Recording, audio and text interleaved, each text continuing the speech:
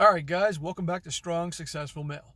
So for today, I'm going to be going over an article here, which is hands down probably the most entertaining and funniest article I have read thus far in the last 3 months since I started this channel. And I did an article about this probably a couple weeks into it, and it was not as in detail as this article is going to go. But back then I only had a few people, 100 people watching me, but now there's obviously a hell of a lot more. And so I think a lot of you guys are going to find this very entertaining for today. So the title of the article is Why More and More Women Are Marrying Themselves.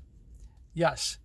So it has become the beginning of a trend where some women, I guess, being fed up that they're, later on in life, 30s, 40s, not married, alone, they're now opting to marry themselves. And this is starting to happen in different parts of the world. And when I first saw an article like this months ago, I thought it was a joke, but it's not. And interestingly, as time has gone on, more and more of these articles are popping up. And this demonstrates, it goes to show you just how absolutely some women can be absolutely out of their minds. It's unbelievable. No guy would ever do this. So I'm going to start the article here. And by the way, you're going to see through this article here, which focuses on this one woman, you're going to see how she justifies her decision to do this and all things like social pressure and all that, which is a bunch of nonsense. But, all right, so here we go here. It says, again, why more and more women are marrying themselves. It's a seriously rising trend. And it begins with a quotation from the lady. It says here, I literally had the idea when I was lying in bed, recovering from the flu and a bad relationship. 38-year-old Sophie Tanner told The Independent. Everyone celebrates getting together with someone and becoming married. But there's no milestone in society that celebrates escaping something awful or returning to your own happiness and contentment. And so Sophie decided to mark that milestone herself. On May 16th, 2015, she went to Brighton's Unitarian Church in the United Kingdom and got married to Sophie Tanner. So she talks about these big celebrations for milestones and things like that. Why does there always have to be a celebration for something? Why does there always have to be some kind of ceremony and status put on something? Right now in this day and age, when I was a kid growing up, you had one graduation. It was the high school graduation, and then you're done. And then you went to college 4 years later, or whatever it was. You got the college ceremony, graduation. Now, there's, I believe, preschool graduation, kindergarten graduation, graduation out of elementary school, graduation out of junior high, graduation ceremony when you graduate high school, and so on. All these different ceremonies to make everybody feel so special. When, let's be honest here, we're not that special. But the idea has been put in people's heads that you are so special. And as any wonder, you have the generation now, the Generation Z, and obviously the millennials, especially the millennials that are still in their 20s, really thinking that they're that special. But guess what? There's 8 billion people on the planet. You, me, we're not that special. We have our time and then we're gone. And it's funny with this article here that, we're in the age right now of people can get attention round the clock all the time. Social media, dating apps, you name it. And they're always out there broadcasting their lives on social media. What pictures of themselves, what they're doing, what they're thinking, what they're feeling, all this stuff, getting attention. And this is, in my opinion, yet another example that you have these people, these women that are alone and in their 30s or 40s, and they want to have that status. They don't want to feel like oddballs because they're not married. They got to have more attention. It's crazy. Goes on to say, that's right, she married herself. At the time, her soligamy, the act of marrying oneself, made headlines. But in the years that have passed, we're seeing it more and more. It's not commonplace by any means, but it's certainly less shocking as time goes by. Just last week, Laura Messi married herself in Italy, in a wedding with 70 guests and everything you expect from traditional wedding except a partner. So where has the trend come from? You probably remember Soligamy's early tongue-in-cheek appearance on the Sex and the City, Carrie, sick of buying engagement gifts, wedding gifts, christening gifts, and every other gift under the sun, decides to register for an expensive pair of shoes. And it says in parentheses, monolos, of course. That means absolutely nothing to me. To the 4%, let me think. The 4.5% of women that are subscribed to my channel, maybe one of you guys can tell me what it means. After announcing the recent marriage to herself. So you can blame Sex and the City and what's her name? I can't even think of her name. The actress who played Carrie in Sex and the City. You can blame her for this. It can feel unfair as we shovel over money for friends' bachelorettes, weddings, babies, and more, with nothing coming back our way. If we've yet to tie the knot, no celebration, no acknowledgement, no donations toward a European adventure. Instead, society rewards certain scripted life plans, engagement, marriage, baby, but not others. And polygamy is, in part, a movement against convention. But it's also more complicated than that. Here's what you need to know about polygamy because you may be seeing a lot more of it. Oh good, we can look out for more crazy. My prediction is that if this continues on, which is a good possibility it will, sooner or later you're going to see a movie on the Hallmark Channel or some romantic comedy where a woman marries herself to help get this in people's mindsets and make it justifiable. And then next thing you know, we're going to have somebody probably in a blue state like California or maybe my state of Massachusetts, some politician is going to be convinced to basically try to make it legal. And just imagine that. Let's see this here. It's not always a replacement for a partner. Yeah, sure. While some self-marriage proponents are bound to keep flying solo, many who choose to self-marry by no means plan on being alone. It's not about replacing or preventing a potential partner. It's not about being alone. It's about being enough. Listen to the justifications for this nonsense. And she's quoted as saying, I think it's hard to adopt whatever society messages are. And I certainly think that one of the messages is, you are not enough if you are not with someone else. Erica Anderson, a New Yorker who's self-married, told The Independent. And that's a message a lot of women are sick of. Polygamy is about saying, I am enough. You don't need a ceremony to yourself for self-marriage or a special title saying you're self-partnered, self-married, whatever. Just say that you're enough. You don't need to say to the world, this is nonsense. But it's a justification so these crazy women can have a ceremony and a title and feel better about themselves. And of course, their friends and family and loved ones, because they care about them, aren't going to make them feel stupid. At least some of them won't.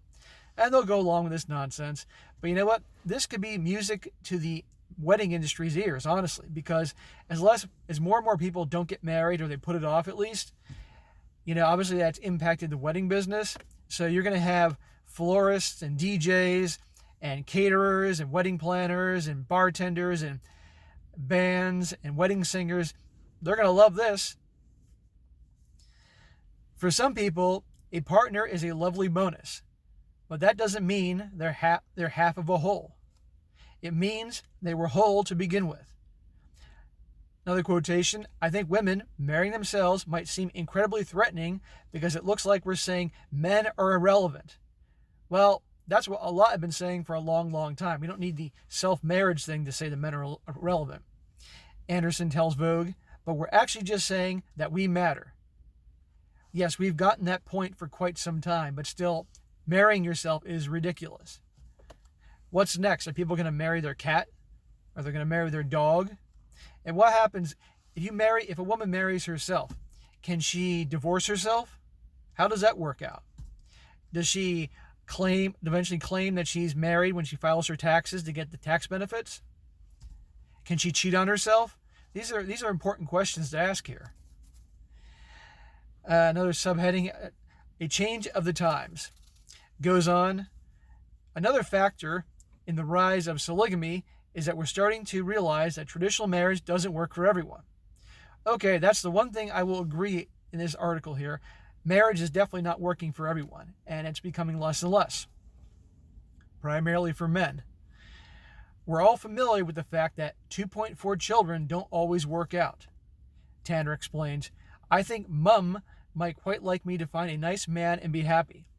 But she knows from experience that things don't always end up like that. For some people, traditional marriage is great. Some. But it's harder and harder to peddle it as the solution for everyone when there's such a high level of divorce. Marital dissatisfaction.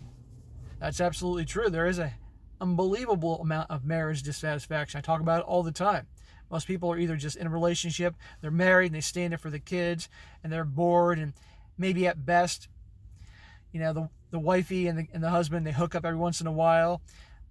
They have their own interests, and they talk to each other, but they're kind of like roommates and friends raising the kids, or outright they hate each other's guts.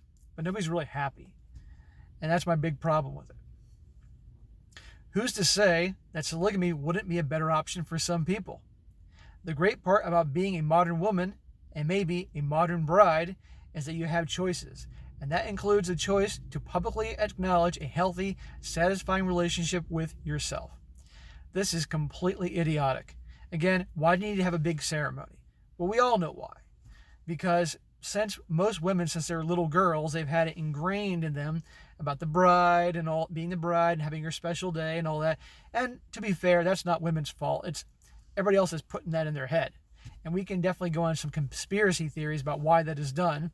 But bottom line is this whole, you hear the talk about pressure all the time, societal pressure and things like that. At the end of the day, everybody in life has some sort of pressure put on them about something, okay? And you make the decision whether you're going to let that define you and determine how you live your life, or you're going to do what's best for you. Who the hell cares? It's ridiculous. And now you're going to marry yourself? It's ridiculous. Funny. Good entertainment for people like me and a lot of you guys watching this right now, but it's crazy. And this is where this article gets really good, guys. Goes on to say, it's not about narcissism. Oh, no. None of us at all thought it has anything to do with narcissism. No way. No. Finally, the biggest criticism of polygamy is that it's narcissistic. That it's a woman standing up and saying, I want a whole day about me. Oh, no. I didn't think that. Did any of you guys think that?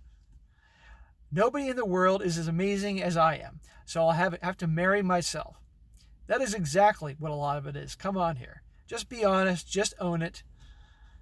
This is incorrect on many levels. Yeah, sure. First, lots of traditional brides want the whole day to be about them. And she says in parentheses, most. Second, there's a huge amount of misogyny loaded into this criticism. So here we go. So basically, if you criticize this self-marriage, polygamy thing, therefore a negative label is going to be thrown on you for saying this is crazy and absurd or narcissistic. And the whole thing about brides wanting the whole day be about them, let's be honest here, we all know this. Any guy that's ever been married or knows someone that's been married knows that it's all about the bride. And it's funny, but a lot of women get upset because, let's just say you have a couple, man and woman, or whoever, planning a wedding. And usually the bride is obviously making all the decisions, and she sometimes gets fed up because her fiance, the guy, he's just like, hey, whatever. He doesn't care about the cards. He doesn't care about the centerpieces. He doesn't care about things like that. He might care about the DJ or the band or some of the food, but mostly the guys don't care because they know that their opinion doesn't mean shit. And the woman will get frustrated because it seems like, oh, he doesn't care. But then he voices his opinion, and if it's something that she doesn't want, she doesn't like it. So basically, a woman getting married wants the guy's opinion so long as it goes along with what she wants. And I'm not saying that's every situation, but it happens a hell of a lot.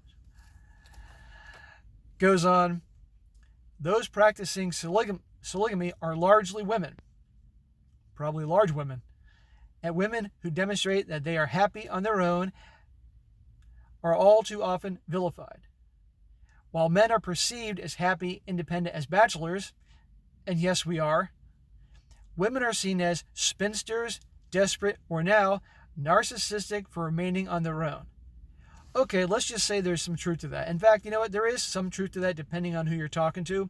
But again, who cares? Someone's always going to not like you or judge you for something. Does that mean you're going to then live your life to make other people happy? Well, let's be honest here. Most people in varying degrees do that, and that's crazy. You got to do what's best for you. You got to do what makes you happy, okay? I don't want to hear all this pressure and all this boo-hoo and all this BS about this. Too bad. We're all adults here. If you're above the age of 18, and especially the age of 21, stop blaming other people for your actions or shortcomings in life. Goes on here saying, as a society, we are critical of women who are single. We are wary of women who claim to be happily independent. Polygamy is a way for women to break away from those stigmas. They're still independent. They're still on their own. Just because you had a little goofy ceremony and you have a title, it doesn't change a damn thing. Come on here. It's hard to imagine polygamy taking off and reaching the popularity of traditional marriage. But it does seem to be making headlines more and more. Right. Crazy makes headlines. Any woman or person who has seen their friends acknowledged and celebrated over and over for life choices they have no interest in making will understand the desire to mark their happy, whole existence on their own. Again, this can be done without a goofy ceremony where you become self-married.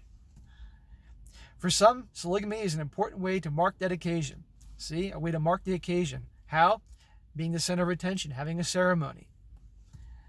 It says that no matter who you are, or may not be in the future, you know that you're enough just as you are. Oh, isn't that sweet? Well, there you go, guys. Again, questions remain. How big will this get? Will the time come that you start seeing this in a movie or a Hallmark TV show? Probably will. Will you see legislation introduced to try to make it a legal classification, like when you do your taxes and you can get the tax benefits of being married, but you're just one person in the marriage? How long until that is introduced?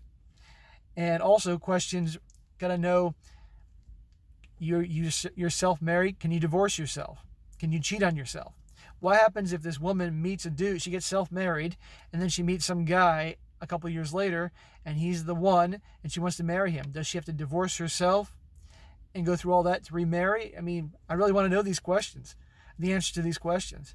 So, all right, guys, I thought you would find that entertaining here on a Sunday. That's it for today. Be sure to comment down below. Let me know what you think about this. Does anybody out there happen to know anybody that's been self-married? Anybody out there actually been to a wedding ceremony where some woman married herself? I'd love to hear about it. And that's it. And also, guys, be sure to like the video, share with your friends, and subscribe. And I will talk to you next time.